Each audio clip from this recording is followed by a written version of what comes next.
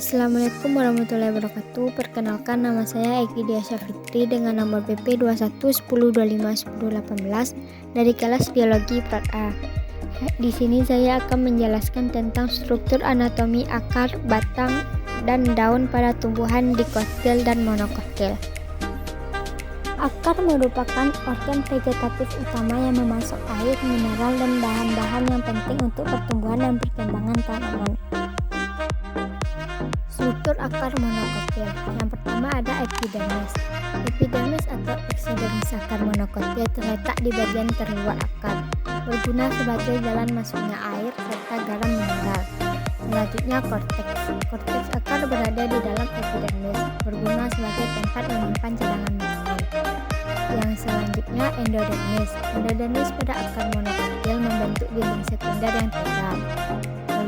Selanjutnya periskel. Periskel akar monokotil terletak di dalam endodermis dan juga berfungsi membentuk kambium gabus dan cabang akar. Periskel akar monokotil terdiri dari beberapa sel dan juga membentuk akar lateral. Selanjutnya xilem dan floem. Xilem dan floem akar monokotil tidak tersusun rapi dan juga berselingan dengan jumlah yang sangat banyak, dikarenakan tidak adanya kambium seperti pada akar dikotil. Sebelum bagian pusat akar terbentuk, xilem ini berhenti tumbuh sehingga jalur-jalur xilem saling berikatan. Empulur tumbuhan monokotil terletak di tengah dan dikelilingi oleh xilem dan juga floem secara berselang-seling. Struktur akar dikotil. Yang pertama ada epidermis. Korteks dan juga periskel pada tumbuhan dikotil memiliki fungsi dan letak yang sama dengan tumbuhan monokotil. Endodermis akar dikotil terletak di dalam korteks dan juga di luar periskel. Endodermis akar dikotil mempunyai bentuk kotak dan tersusun rapat tanpa adanya celah antar sel. Endodermis berguna untuk mengatur masuknya air ke pembuluh dan juga menyimpan zat makanan. Selanjutnya periskel. Periskel pada akar dikotil hanya terdiri dari selapis sel.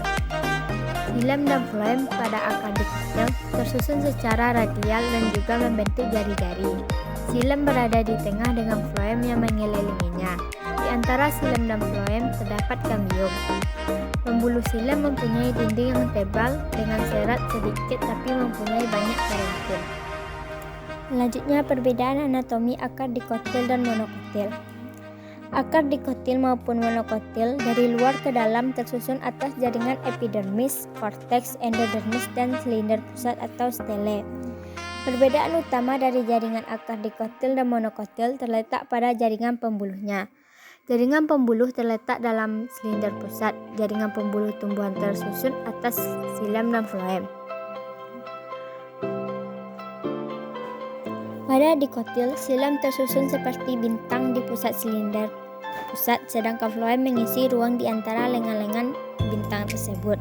Sedangkan pada monokotil, jaringan pembuluh tersusun melingkar dengan posisi berselang-seling antara xilem dan floem.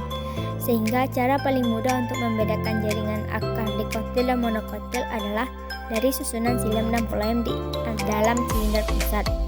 Xilem memiliki ukuran sel yang lebih besar dari floem. Sel-sel xilem telah mati dan hanya menyisakan dinding selnya saja, sedangkan sel floem merupakan sel hidup.